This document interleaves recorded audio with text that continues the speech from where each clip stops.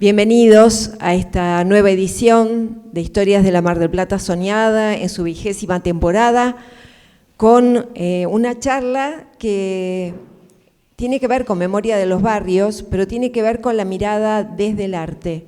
Siempre Nico Fabiani de alguna manera nos interpela, nos hace ver las cosas desde una óptica diferente.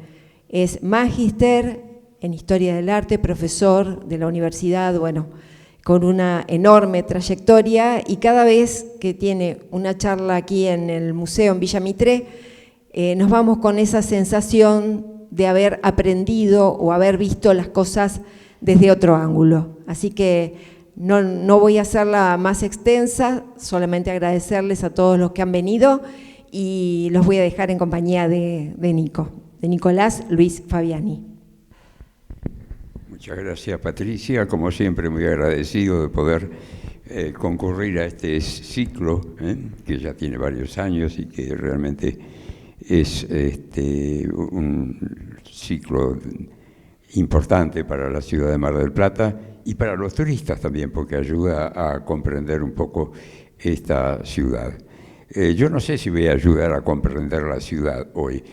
No voy a improvisar, pero tampoco voy a seguir un libreto como hago siempre, porque de pronto uno carga unos cuantos añitos y de pronto se da cuenta que ha dicho tantas cosas que han cambiado a lo largo de la vida, que, como dice Mercedes Sosa por ahí, todo cambia, todo cambia, ¿no? Entonces, que sean reflexiones provisionales acerca de esta ciudad de Mar del Plata, ¿no? Que estemos dispuestos a enfrentar los cambios que de alguna manera nos vienen cada vez que nos hacemos preguntas sobre la ciudad, sobre la identidad de la ciudad, la cual nosotros hemos perseguido en nuestras investigaciones sobre teatro largamente. Y después nos hemos dado cuenta y al cabo de esas investigaciones llegamos a preguntarnos, ¿existe una identidad? Y algo así hay, como una identidad no solamente de Mar del Plata, sino de cualquier otra ciudad, algo que la identifica. Pero eso no es para siempre, ¿verdad? Es decir, esa identidad está en constante cambio.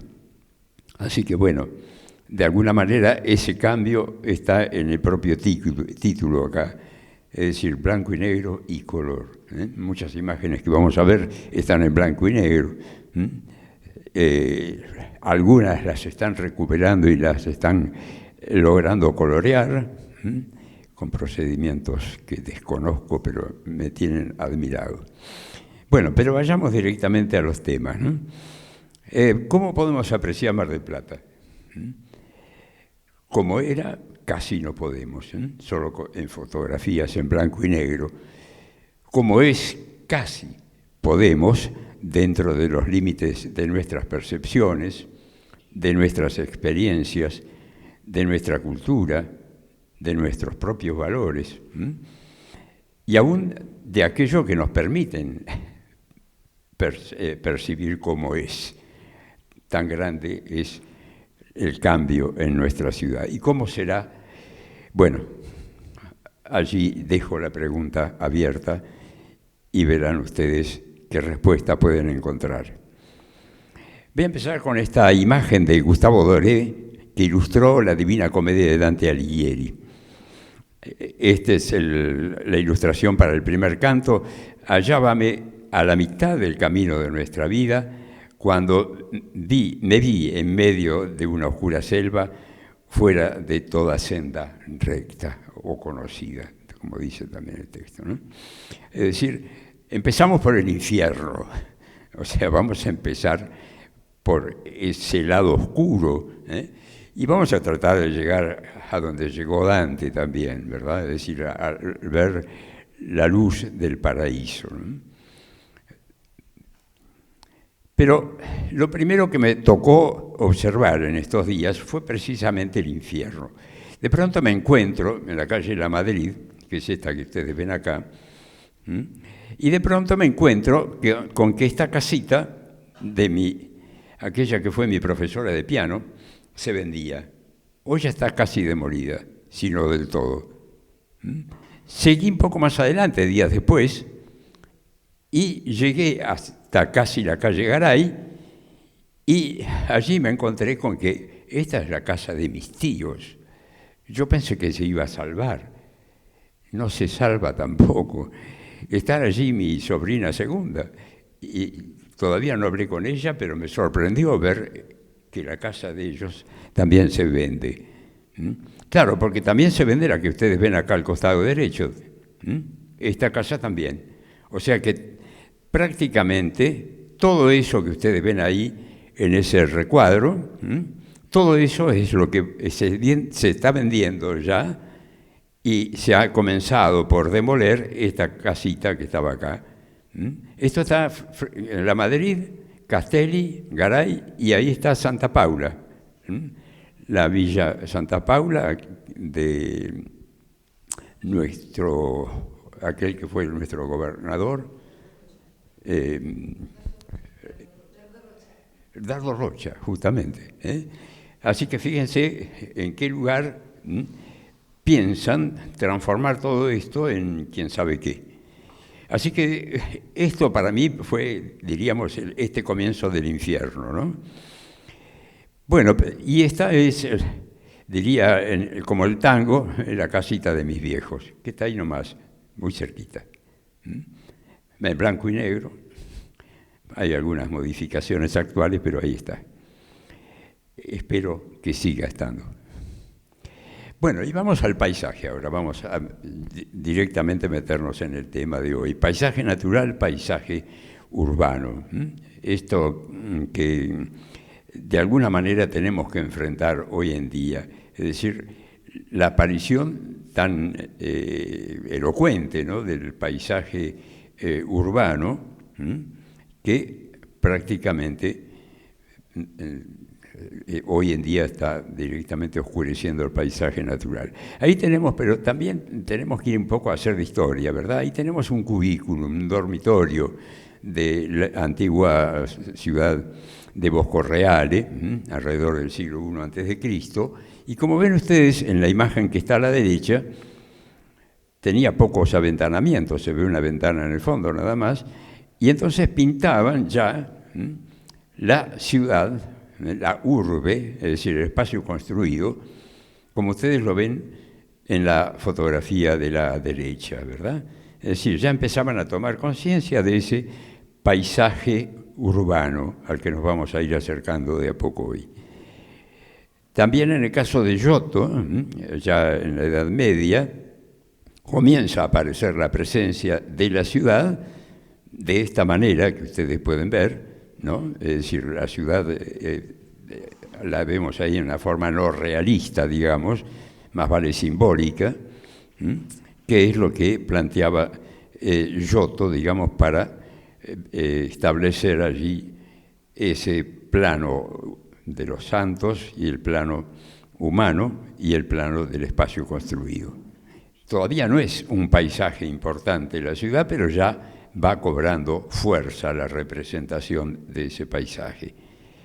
Llegamos al Renacimiento y Giorgione, en este cuadro llamado así La Tempestad, nos pone en contacto con un paisaje natural mayor, si se quiere, de mayor escala, y en el fondo también vemos un paisaje urbano, ¿verdad? La presencia todavía del ser humano está allí marcando esta visión del hombre renacentista, ¿no es cierto?, de la importancia del hombre en el Renacimiento, ¿verdad?, como fundamento allí de ese humanismo, pero ya el paisaje ha cobrado aquí una fuerza importante dentro de lo que es el espacio representado.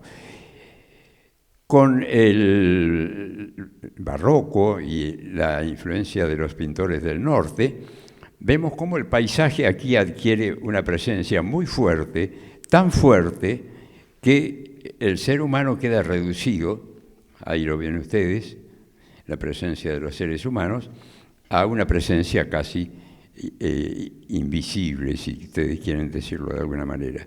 pero ven cómo el paisaje ha predominado, la importancia que va cobrando esa representación del paisaje natural para, en este caso, la pintura. Y también en esta imagen vemos de Haydn, Jan van der Heyden, el Town Hall, la plaza de Dam en Ámsterdam, y cómo aquí la presencia del paisaje urbano adquiere realmente una representación importante, ¿no? Es decir, prácticamente desaparece el paisaje natural. Hacíamos recién la alusión al paisaje natural y al paisaje urbano. Aquí casi desaparece la representación del espacio natural, ¿verdad? El paisaje urbano cobra presencia. Estamos, como ven ustedes allí, 1667, siglo XVII. Esta es el Town Hall en la Plaza de Dam, reciente foto, lo cual nos da también un pequeño detalle para la reflexión de hoy, cómo aquello que es patrimonio histórico se conserva, por lo menos en muchas ciudades del mundo. Y luego tenemos justamente esta representación de Vermeer, La vista de Delft, famoso cuadro de Vermeer, en que nos muestra también esta representación, en parte de lo natural, el río, ¿no es cierto?, la orilla del río, y la importancia de la ciudad. Es decir, la importancia de la ciudad quiere decir la vida ciudadana adquiere una importancia singular para esa época, ¿verdad? Es decir, a partir del siglo XI las ciudades adquirieron o volvieron a adquirir una importancia fundamental en Europa, y aquí ya estamos en el siglo XVII con esta vista de Vermeer. Pero fíjense que al mismo tiempo que lo que señalaban en el caso anterior con respecto a la del molino, ven ustedes que aquí el ser humano, frente al paisaje que podemos ver natural por un lado y al paisaje urbano, se empequeñece. Es decir, el ser humano es apenas, digamos, un detalle en todo en la dimensión del cuadro. Con la Revolución Industrial nos acercamos a este aspecto casi infernal, ¿no? Gustavo Doré lo ha captado, Gustavo Doré, que habíamos visto recién en la representación del infierno de Dante. Acá toma esta escena de un atasco de tráfico de la ciudad de Londres, y como ven ustedes ahí la flechita roja está señalando, ¿no es cierto?, un tren que circula a esa altura, ¿no es cierto?, por la ciudad, y lo que es el espacio urbano abajo, abarrotado de carros, personas, animales, todo aquello que hizo de la ciudad casi, diríamos, un verdadero infierno en los comienzos mismos de la Revolución Industrial, aunque aquí bastante avanzada, porque Gustavo Doré estuvo alrededor de 1771-72 en Londres tomando, diríamos, imágenes de lo que era la ciudad en ese momento, ¿no? Así que, como ven ustedes, el espacio urbano aquí ha adquirido, diríamos, con respecto al ser humano, ¿no es cierto?, una preponderancia tal que al mismo tiempo resulta abrumadora. Y como si fuera poco, ya en la época del futurismo, vemos este cuadro de Boccioni, la calle ante la casa, es decir, pareciera que la calle está invadiendo la casa de ese balcón donde está asomada la mujer a ese paisaje urbano. Fíjense cómo se ha potenciado, por eso justamente la idea de hoy es ocuparnos un poco del paisaje urbano, ¿no es cierto?, de Mar del Plata, y vean cómo ya en la época del futurismo, el comienzo del siglo XX, el peso de lo urbano era tal que se lo veía como una especie de invasión en la privacidad de la casa. Bueno, esta ha sido un poco de historia, que también culminaría un poco en esta película de Hitchcock, La ventana indiscreta, en donde el personaje que se había quebrado una pierna pasaba allí sus días de recuperación ante una ventana y ¿qué tenía enfrente? Esto tenía enfrente. Aquí es escenografía, digámoslo. Es decir, Hitchcock hizo construir una escenografía para esto. Pero, digamos, es lo que vería una persona en esos departamentos y este sería su paisaje urbano. Aquí en Mar del Plata, hace muy poco, en la calle Rodríguez Peña y Sarmiento, echaron abajo un chalet. Y entonces construyeron, acá estaban por construirlo, estaban en proyecto, construyeron estos dos edificios que salen como en diagonal, uno frente al otro. Imagínense ustedes las ventanas indiscretas de estos edificios. ¿Cuántas ventanas indiscretas para un lado y para el otro? Es decir, esto es lo que dio lugar a la demolición del chalet. No respondan. Ven que abajo hay una pregunta. Avenida Colón, ¿estéticamente fea o bella? No respondan porque no me voy a ocupar de la belleza. O me voy a ocupar de la belleza de otra manera, en otro tipo de reflexión. Y entonces les paso esta otra imagen. Avenida Colón, nuevamente, ¿estéticamente bella o fea? No respondan tampoco ante esta pregunta. Simplemente lo dejo ahí. Porque, como ven ustedes, estoy allí introduciendo valores como valor de lo bello y valor de lo feo y no quiero meterme en eso. Al contrario, quiero que reflexionemos sobre esta cuestión. Bueno, Mar del Plata, paisaje urbano, arquitectura privada. O por lo menos así, para así llamarla. Saben ustedes que todas estas delimitaciones de arquitectura privada, sí, pero también puede ser no privada, puede ser institucional. Bueno, no vamos a meternos tampoco en esa discusión. Llamémoslo así, privada, entre nos.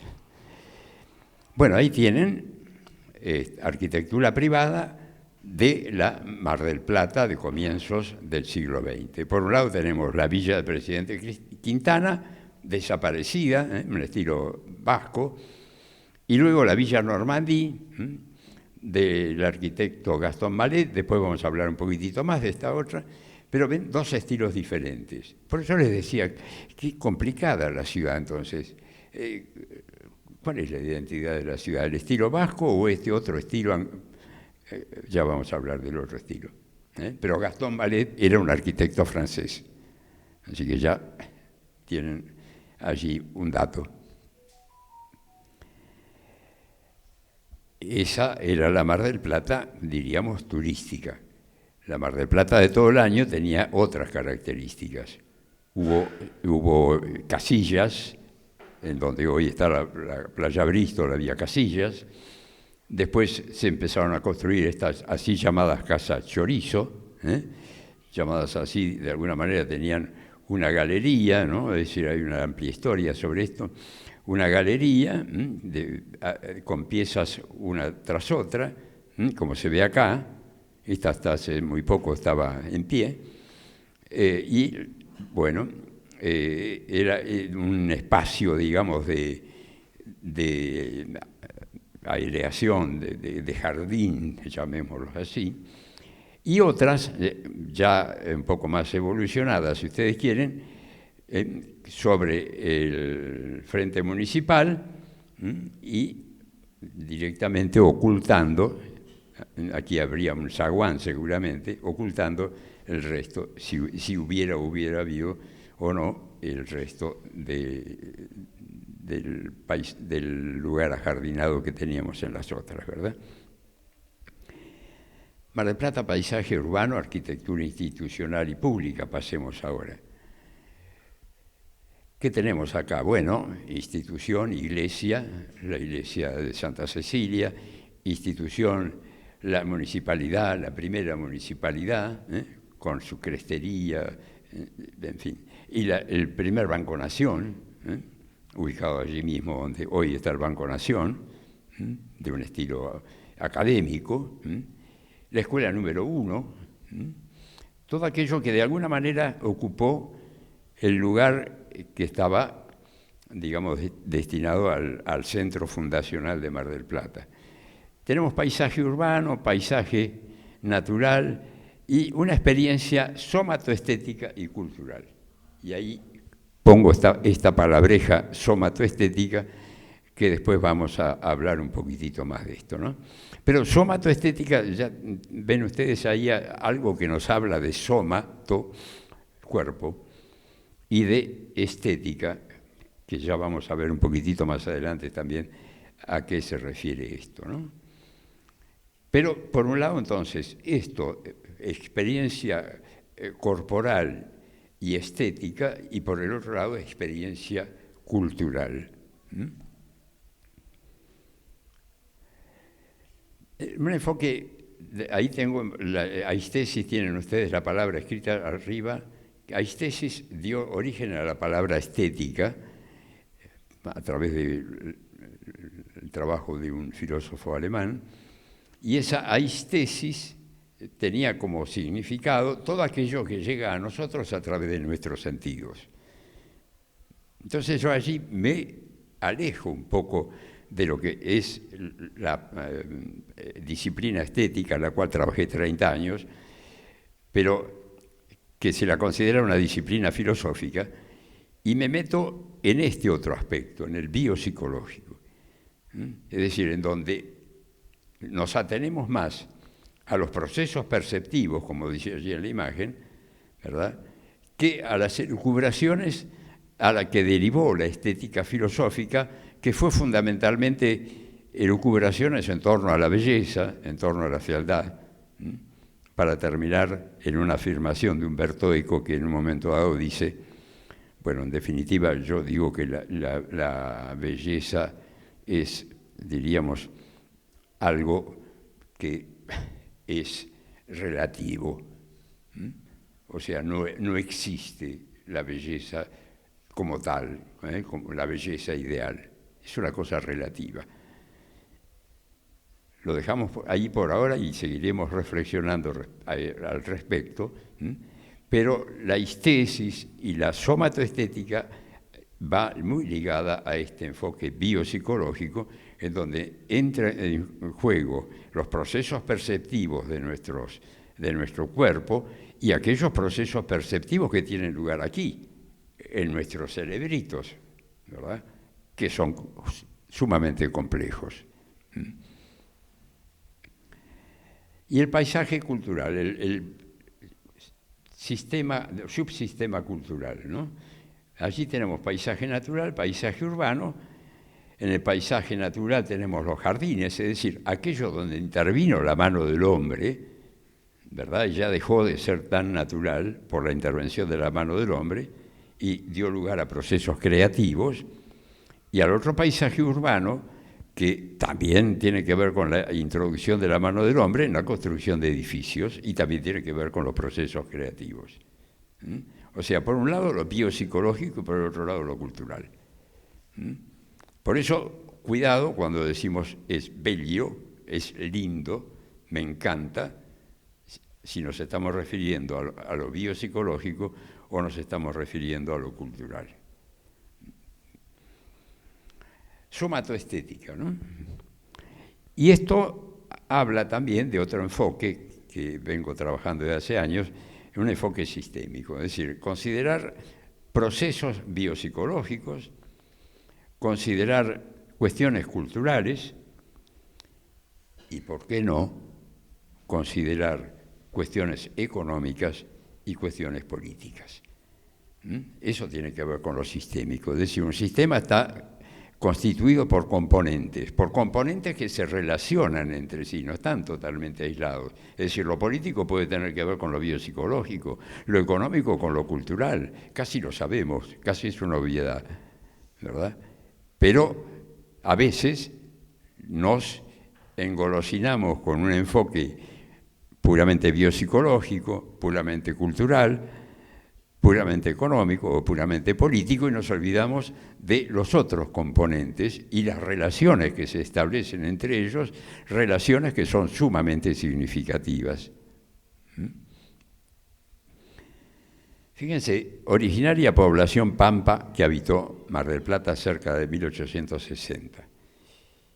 Y entonces ahí yo me planteo, o les planteo a ustedes también la pregunta, desde el punto de vista biopsicológico, nos ubicamos de ese lado, ¿no es cierto?, de la somatoestética, ¿cómo vieron el paisaje?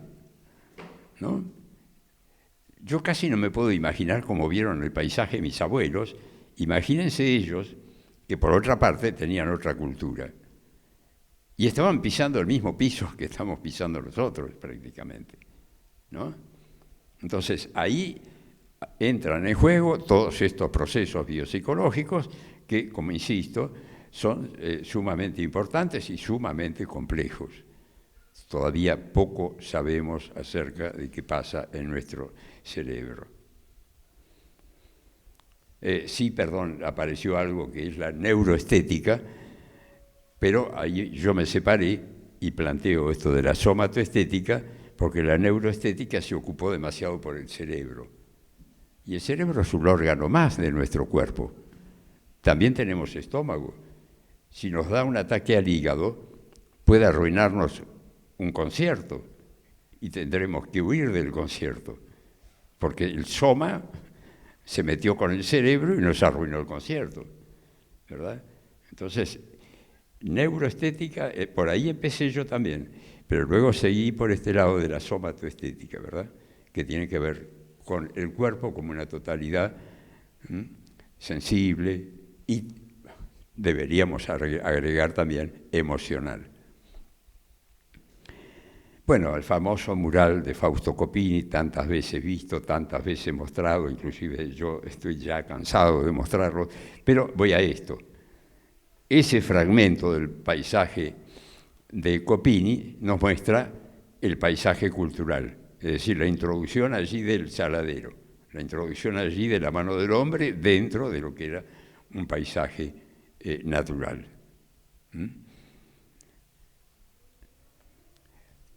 Este fue uno de los primeros muelles, 1890, primeras edificaciones aparecen allí. Fíjense la percepción del paisaje que podía tener esta gente hacia fines del siglo XIX, aquí donde nos encontramos nosotros. Luego, hay un atisbo de urbanismo turístico ya, la primera Rambla hacia 1888. Entonces estamos introduciéndonos culturalmente y alterando ese paisaje natural. Luego, gran alteración. Chapeau-Rouge diseñó, digamos, lo que sería la ciudad de Mar del Plata, introduciéndole la cuadrícula. Aquello que habíamos visto acá hace un instante, ¿no? Esto quedó cuadriculado. ¿En función de qué? Y bueno, entre otras cosas, sería la civilización, como decía Sarmiento, frente a la barbarie. La civilización que Sarmiento de alguna manera había visto en las ciudades de Francia y aún de Estados Unidos, y esa civilización que él preconizaba para nuestro país, frente a la otra barbarie donde encontramos a los pampas. ¿Habrá intervenido lo económico acá? Porque en este planteo tenemos un planteo diríamos, geométrico, de geometría, ¿no es cierto? ¿Pero qué es? Es un loteo. Fíjense la ciudad de Tandil, ¿no? Cómo surge la ciudad de Tandil también con las características propias de muchas ciudades del paisaje pampeano, ¿no es cierto? La plaza principal, el colegio, la iglesia, la municipalidad, el banco hipotecario, aquí también hay 2 bancos, en fin, y bueno, un hotel, ¿no? Es decir, una disposición ya bastante común de los pueblos de aquí, de la provincia de Buenos Aires, y de otros lugares también. Una ocupación de ese espacio natural, de ese espacio serrano, con todo esto que es, diríamos, cultural. Vayamos a algunos ejemplos así tomados en forma aislada, en cierto modo. Aislada porque le vamos a prestar atención, pero no aislada del resto de la ciudad, ¿no? Y vamos a la Avenida Colón. Eurocentrismo. Enrique Dussel habla de eurocentrismo, y el eurocentrismo parece que es una de las características fundamentales, según Dussel, de nuestras culturas, ¿verdad? Primero, porque nos hace olvidar a las culturas prehispánicas. Segundo, porque tenemos que olvidar también de alguna manera las culturas hispánicas por las influencias anglosajonas y las influencias francesas, en fin. Pero pensando siempre en lo otro, pensando siempre en aquello que está más allá de Argentina y de América Latina, ¿no? También de América del Norte. La Avenida Colón, vista a la altura, como ven ustedes, allí tenemos a la derecha el museo, hoy Museo Castañino, el Palacio Ortiz Basualdo, y la Avenida Colón, que se imbrica dentro de la ciudad de Mar del Plata, desconocida quizá. Y la Avenida Colón empieza a construirse con la Casa de los Visitantes. Arquitectura institucional también, la Iglesia Stella Maris, y la Villa Ortiz Basualdo, hoy institucionalmente un museo. Pero ven ustedes cómo entonces se ocupa el espacio natural con todo este espacio cultural urbano, y al cual ustedes por allí libremente le pueden aplicar es lindo o es feo, porque serían dos categorías culturales. No podríamos decir eso respecto de los procesos a veces neurológicos que sostenemos o las emociones que tenemos, porque estarían ya ubicadas en otro lugarcito. ¿De dónde viene todo esto? Y fíjense que había ya bastante hecho en Europa, y había chalet, villas, petit hotel de Francia, catálogos que los arquitectos podían bien manejar, y con una clientela que quería poblar esta zona podía exhibirse ese tipo de catálogos para que tuvieran la oportunidad de elegir qué tipo de construcción querían para pasar allí su veraneo. Y vuelvo a la Villa Normandie de Gaston Mallet. Gaston Mallet, francés, y de inspiración, y se inspiró en esta casi fiel copia de Villa Frenda, ubicada allí en Calvados, en la playa de Normandía, en la cual se inspira Gaston Mallet para construir esta Villa Normandie. Eurocentrismo, obviamente, sí, claro, ¿no? Además era francés, ¿qué se podía esperar? No es una crítica, simplemente es una constatación. O sea, no estoy criticando acá en estas cuestiones, estoy simplemente proponiendo reflexionar sobre estas cosas. Ni para bien ni para mal, ni bello ni feo.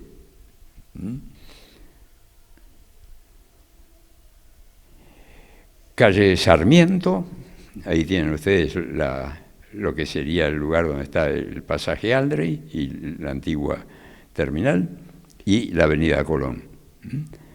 Como ven, aquellos modelos adoptados por los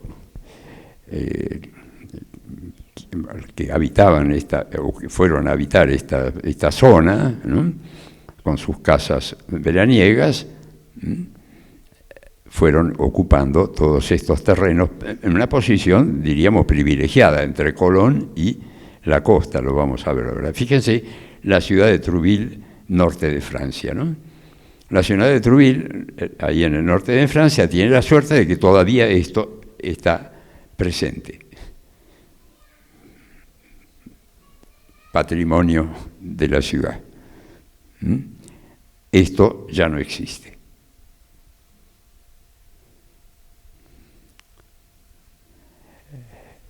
Saliéndonos un poco de esa influencia de los chalets, el banquero Tonkins propondrá esta residencia tan académica, diríamos.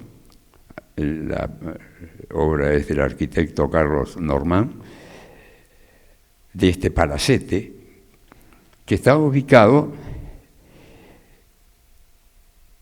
ahora lo vamos a ver un poquitito más adelante, pero digo que rompe, digamos, con la cuestión chaletera y que está ubicado en la calle Arenales y el Boulevard.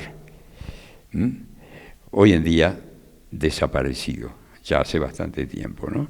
Casi, diría yo, a los pocos años de haber sido construido, porque en los años 30, un rematador de acá de Mar del Plata ya estaba rematando el chalet al cual se le daban posibles usos.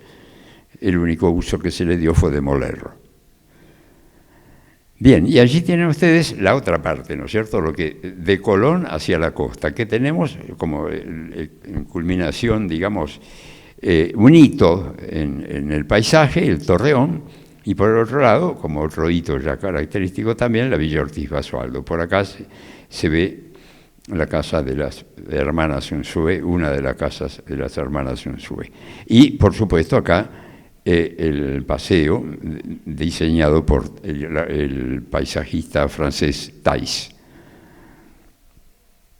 Y allí tienen ustedes entonces, el palacete del que hablaba es este. Este es el paseo General Paz, el Hotel Bristol y toda la playa y la Rambla francesa, obviamente, que se construyó allí. Rambla de material. Eurocentrismo, sí, obviamente, ¿no? Es una obviedad de insistir en esto, pero para reflexionar, digamos. Y también, ¿no?, la tenemos aquí cerca, la casa de Villa Victoria, pero también Villa Victoria tenía en Alberti y Pellegrini esta casa, donde ella decía que cuando pedía a algún taxista que la llevara, ahí que la llevara a la casa fea, ¿no? Inspiración Le Corbusierana, del arquitecto Le Corbusier, francés, suizo, ¿va? Con una característica, como ven ustedes, totalmente diversa y en pleno lugar donde había chalets. Y la casa de los locales, porque tenemos aquí una separación bastante importante, ¿no? Por un lado, las casillas, como decía antes, que inclusive eran transportadas, porque alquilaban los terrenos y eran transportadas de un lugar a otro. Y las casas chorizo. Esta casa estaba ubicada más o menos en la calle Jujuy, muy en un lugar bastante céntrico.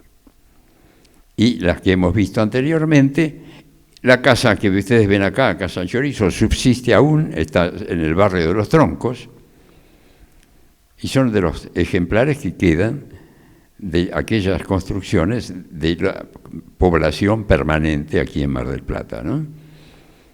Influencia, se dice siempre, de la casa italiana, de la casa romana, partida en dos, la casa con patio romana, un patio central, y entonces dividida en dos, porque los lotes de acá eran de 8,66, no daban para más, dividida en dos, daba lugar a esto, una mitad de la casa romana. Y las otras casas sobre línea municipal, que allá hemos visto unas, y otra reciente, esta en pie todavía, y esta recientemente destruida. Nos queda en pie, Dios sabe cómo, esta especie de casa chorizo ya un poco modificada, más, diríamos, enriquecida con detalles ornamentales, en la calle San Luis entre Garay y Rawson. No quiero seguir hablando de esta casa. Y en el centro, el eurocentrismo, no solamente por estar ubicado en el centro, sino también el mismo eurocentrismo del que venimos hablando. La calle San Martín, al fondo se ve la catedral gótica, neogótica, para decirlo mejor, ¿verdad? Luego tenemos la Plaza San Martín, este edificio, que es el mismo que ustedes ven acá a la izquierda abajo, que es el edificio del Club Pueyrredón, de línea italianizante también, una catedral, entonces, digo, neogótica, en plena Pampa, y un edificio del Club de los Marplatenses, el Club Pueyrredón, porque estaba el otro Club Mar del Plata, que hoy no lo voy a mostrar, que era el Club de los Porteños.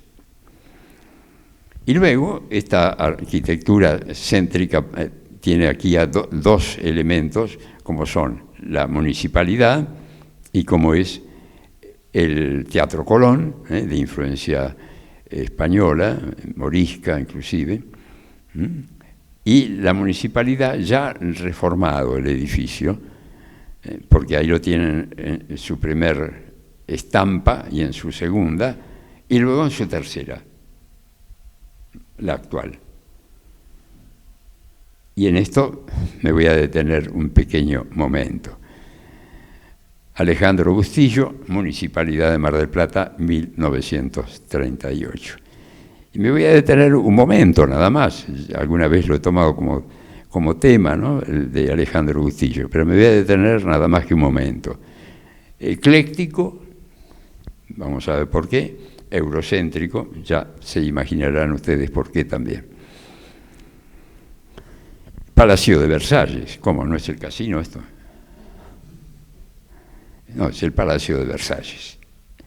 Este es el casino, o mejor dicho, esta es la parte del Hotel Provincial de los dos edificios Casino, Hotel Provincial.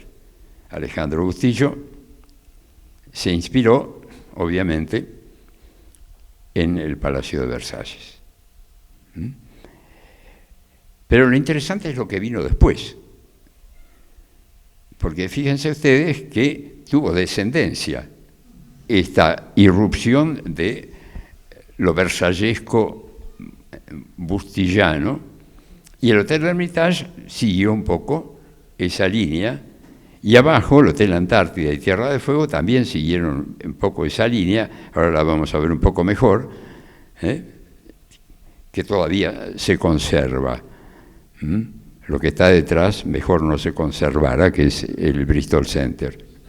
Bien, pero ven cómo esto, ¿no es cierto?, nos dio una especie de, diríamos, de orientación dentro del paisaje urbano, porque de alguna manera fue una propuesta que prendió en algunos ejemplos más que los del casino, y de alguna manera podría haber definido un cierto estilo marplatense identitario.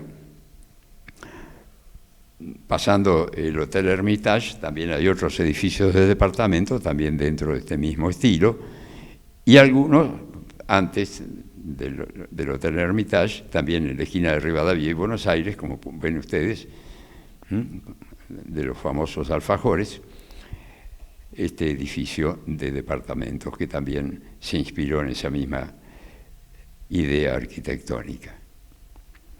Pero no solamente eso.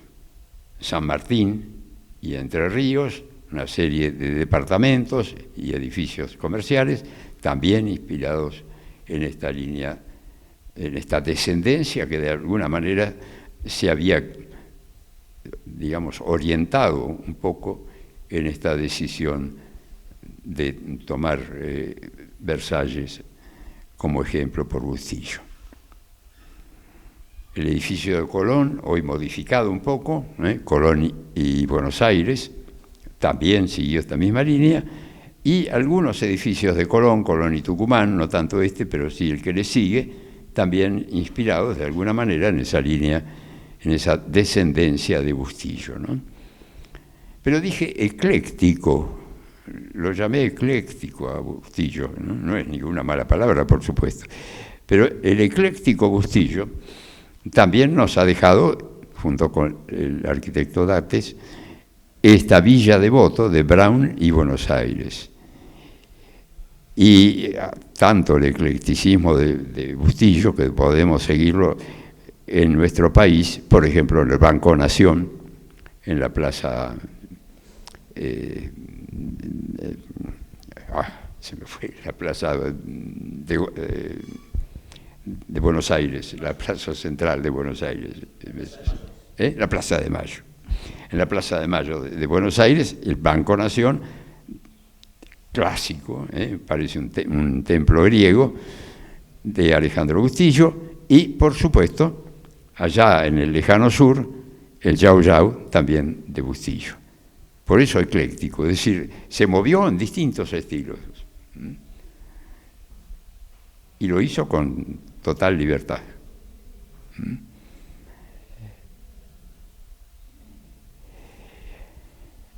Preguntas, ¿no? ¿Alguien preguntó cómo debía ser la ciudad? Teniendo en cuenta inclusive esto que hizo Bustillo, ¿alguien se preguntó si la ciudad podría haber seguido esta línea? Por lo menos en la costa. El chalet de Peralta Ramos, proyectado por Jacinto Peralta Ramos, construido por el español Miguel González, y un dibujito francés que muestra cómo pasa una planadora y salen todos esos prismas departamentales que ven como resultado después de haber pasado la planadora. Y bueno, el chalet de Peralta Ramos le pasó la planadora y lo que se construyó allí es este emblemático, entre comillas, edificio Habana de 1969. Como ven, están los edificios visibles del Hotel Provincial, los que están sobre el bulevar, pasando por el Hotel Hermitage, también dentro de la línea de los hoteles, y este emblemático edificio que rompe con toda la posibilidad de seguir más allá de allí con una línea estilística definida. Ahí lo tienen ustedes, es esto, y así va quedando el paisaje urbano de Mar del Plata. El paisaje natural lo tienen ustedes aquí adelante, este es el Torreón y es lo que queda del paisaje natural.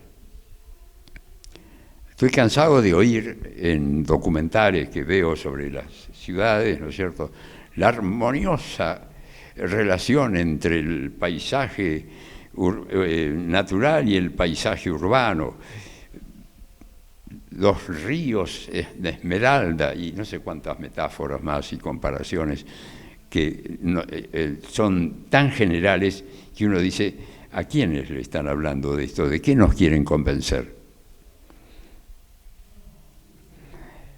¿Nos convencerán de esto?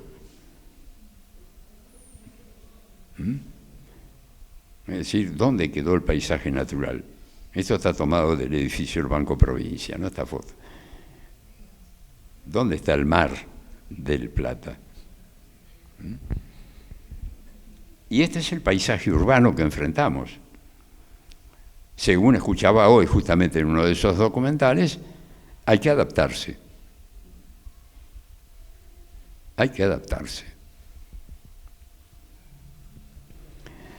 Vuelvo al planteo anterior, biopsicológico, paisaje natural, los procesos perceptivos, el paisaje urbano, también procesos perceptivos, ¿no?, de cómo percibimos ese paisaje urbano que acaban de ver. Famoso lugar, Falucho y Aristóbulo del Valle, otro ejemplo. ¿qué tenemos aquí delante, ¿no? En esta parte? Esto es el Cabo Corrientes. Y este predio estaba allí cerca del Cabo Corrientes, detrás, diríamos, del Cabo Corrientes. Este es el Cabo Corrientes, y esto es lo que se construyó en ese predio detrás del Cabo Corrientes. Vamos a verlo desde otro punto de vista. Ahí lo tienen. Paisaje urbano. No digo ni bello ni feo. Tenemos que quedarnos allí viéndolo, y está.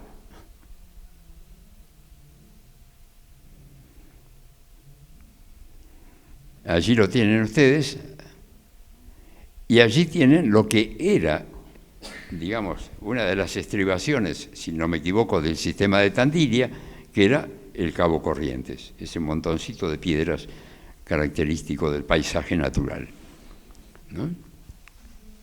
Sí, acá voy a arriesgarme, ¿no es cierto?, contra las loas al mirador Cabo Corrientes, en el sentido de que cómo se relaciona armónicamente acá el paisaje urbano con el paisaje natural.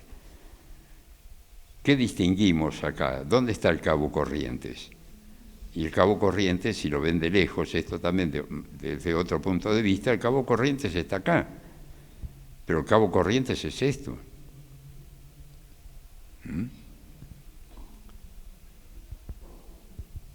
Entonces allí, propongo una reflexión, digamos, entre esa relación entre el paisaje urbano y el paisaje natural, ¿no? Parque San Martín.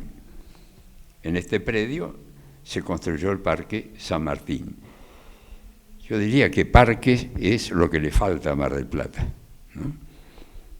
Porque si uno piensa en parques de otras ciudades del mundo y aún de Nueva York, uno dice, tan pocos parques tenemos para nuestros paseos ciudadanos. Parque San Martín, ¿no? Y ahí tenemos, le puse con toda mala intención, las fuerzas de ocupación, ¿no? Es decir, fue directamente ocupado el Parque San Martín, y esto es lo que queda de lo que podríamos llamar paisaje natural. El paisaje urbano y sobre todo el doble paisaje urbano que tenemos acá, porque por delante tenemos el paisaje natural, luego tenemos este bloque de las fuerzas de ocupación, y detrás tenemos los chalets marplatenses. Entonces esto nos sirve para plantearnos interrogantes, ¿no?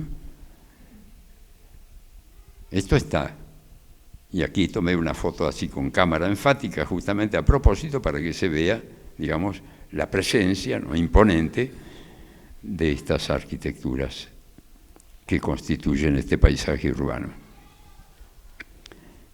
Nuevamente, lo que decía antes, ¿no?, lo biopsicológico y lo cultural. Y a veces se plantean, este otro ejemplo también, ya terminando, estas cuestiones, ¿no? Es decir, el paisaje urbano cambia, ¿no? ¿Y cómo cambia? Inclusive en su relación con el propio paisaje urbano. Fíjense la desproporción que hay entre la Casa Carrasco, que como ven es de 1895, ahí en la calle Córdoba, y 11 de septiembre, y el edificio que construyeron después en la vereda de enfrente, ¿no? Y cómo ahí nos está planteando, digamos, qué armonía se establece dentro del propio paisaje urbano, si es que la armonía puede ser un valor para nosotros. Acá evidentemente no debe haber sido un valor tomarlo en cuenta. Es decir, nadie se fijó si la proporción era adecuada a lo que tenía al lado ni nada, se construyó y se construyó, ¿no? Aquí es donde deberíamos tener en cuenta también las otras cuestiones, ¿no? Es económicas y políticas. ¿Cuál es la necesidad, ¿no? En todos estos planteos, ¿no? Una de las preguntas que me surge es esta: ¿cuál es la necesidad? ¿Cuál es la necesidad de qué? Por ejemplo, esta estación de Chongqing en China, diseñada, como dice ahí el texto, para expandir la línea del metro sin necesidad de demoler hogares en una zona densamente poblada. Entonces, metieron el tren adentro del edificio y ya está, ¿no? Entonces, ¿cuál es la necesidad de introducir un tren dentro de un edificio? Preguntas que nos surgen, ¿no? Es decir, diríamos, estas cosas curiosas o no, y que deberíamos a veces preguntarnos a cada instante, ¿no? Ante cada solución, si es una necesidad o no es una necesidad, ¿no? Dice Dussel por ahí: comer es una necesidad, beber es una necesidad. Entonces, si la economía no se ocupa del comer, va mal orientada, ¿no?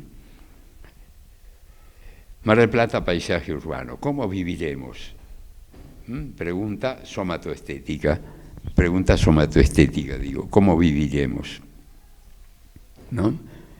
En el sentido de que todo esto, ¿no?, nos plantea interrogantes de que si yo tengo hijos pequeños, ¿dónde los ubico allá arriba? ¿Cómo voy a vivir allá arriba con mis hijos pequeños cuando tengan ganas de jugar abajo?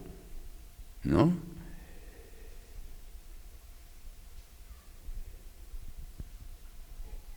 ¿Quiénes van a... ¿Soluciona esto un problema de la vivienda urgente como hay en nuestro país?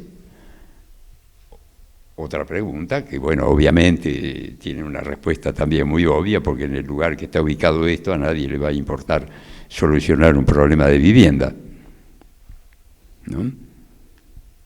Pero ¿viviremos así? ¿O viviremos así, en forma más, diríamos, horizontal? Claro, esto es Mar del Plata, antes una foto tomada desde la Torre Tanque, pero esto es Las Vegas, hoy. Es decir, sabemos lo que es Las Vegas, la Torre Eiffel, qué sé yo, las pirámides, las casas de juego. Sin embargo, tienen este reducto residencial con estos chalecitos que se parecen bastante a los chalecitos marplatenses. De todo esto, ustedes vieron, por la calle La Madrilla no va a quedar nada. Entonces, ¿cómo viviremos? ¿Cómo nos permitirán vivir? Es el último de los interrogantes, quizá, que planteo acá, ¿no? Pregunta económica y política. Como Shanghái, en un departamento allá arriba. Sabemos lo que cuesta un departamento allá arriba. Y sabemos también cómo podemos adaptarnos a un ambiente como este, ¿no?, a un paisaje urbano como este. Porque de acuerdo con estos videos que suelo ver, digo, todo es cuestión de adaptarse al tránsito, a las avenidas, a las distribuidoras de tránsito. Todo es cuestión de adaptarse y a vivir subiendo y bajando. Y aquí en Mar del Plata, termino con esto, el reconocido arquitecto, como dice Infobae, Carlos Ott, autor de numerosas obras en Dubái, qué sé yo, junto con el estudio Mariani Pérez Maravilla Cañadas, hace este edificio, Ucani, allí donde lo ven ustedes, en la costa marplatense.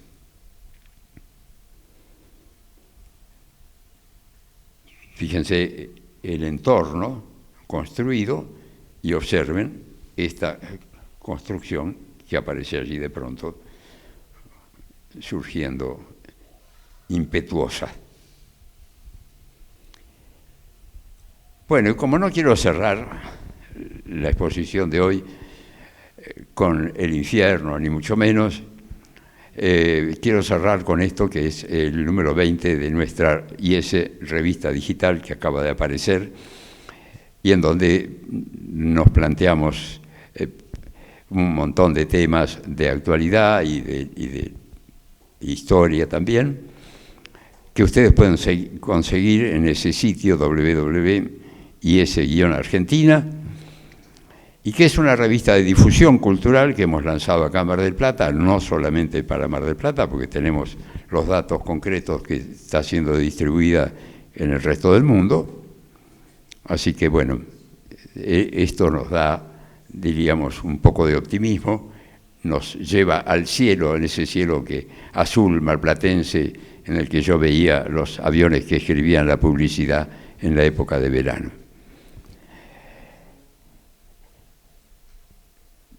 Nada más.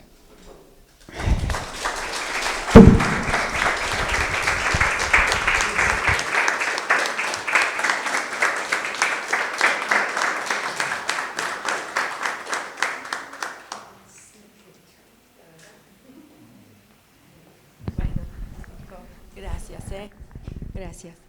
Bueno, la verdad que es un gusto, como les dije, cada vez que Nico da una charla nos hace cambiar la perspectiva, es muy generoso en esta publicación, que todos podemos tener acceso, también eso es muy importante, y muchos de nosotros hemos tenido el privilegio de participar con alguna nota.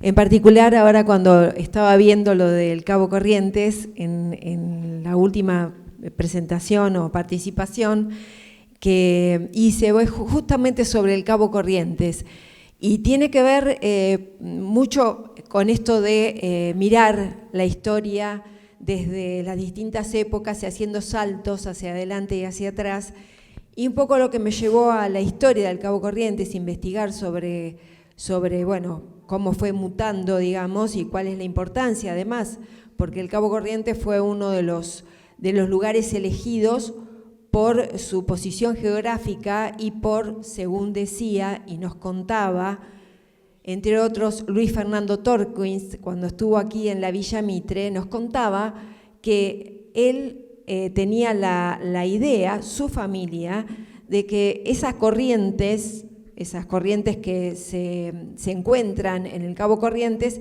eran muy beneficiosas para la salud y por eso los hacían introducirse en el mar ahí o estar tratando de hacer alguna natación en el contacto con esas dos corrientes. Pero una de las cosas que más me llamó la atención fue una muy vieja postal del año 1927 que me donó, que está en la nota, que es una postal que le envía Sartora a su cuñado Arturo Lemmy, constructor de esta casa. Y la foto toma desde abajo el Cabo Corrientes y es todo rocas. Y yo pensaba, unos años después, no muchos años después, Sartora construye sobre la calle Falucho, que la mostraba Nico vacía, construye 3 chalets monumentales que gracias a Dios todavía persisten, y sobre el lateral se construye Villa Luminé, la construye Rodríguez Echeto. O sea, el Cabo Corrientes, sin el edificio Cabo Corrientes, era realmente un lugar patrimonial, un promontorio realmente muy interesante. Son cosas de la historia, ¿no? De la historia de la arquitectura. Estábamos viendo cuántos chalets caídos desde ese infierno que nos mostraba Nico, así que para mí ha sido una charla como todas, la verdad que hemos tenido un ciclo del que estamos muy satisfechos, hermosa. Nico, te agradezco mucho que hayas estado y dejo abierto para si alguien te quiere hacer una reflexión, una pregunta, una consulta.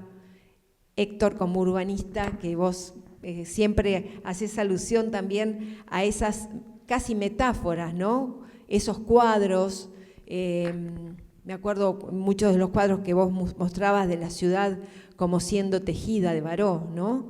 Tiene mucho que ver con lo que muestra Nico en esta relación entre el arte, la historia y también la arquitectura de la ciudad y el lugar donde debemos adaptarnos. Otra palabra que me llamó la atención, porque la ONU, en el último presentación que tuvimos oportunidad de participar, la consigna era ¿cómo nos adaptamos?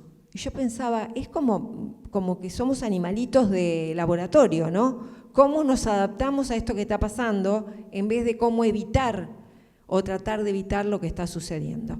Bueno, te dejo a vos porque sé que siempre tenés alguna palabra que por ahí es mejor que la mía. Bueno, antes que nada felicitarlo a Nico, ¿no es cierto?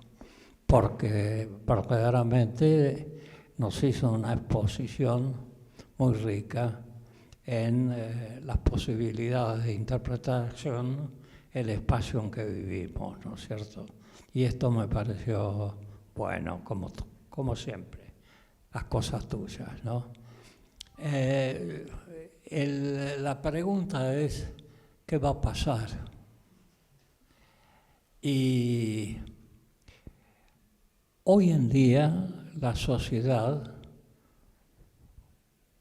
decimos, vivimos en democracia, etcétera, pero realmente lo que domina es el empresariado.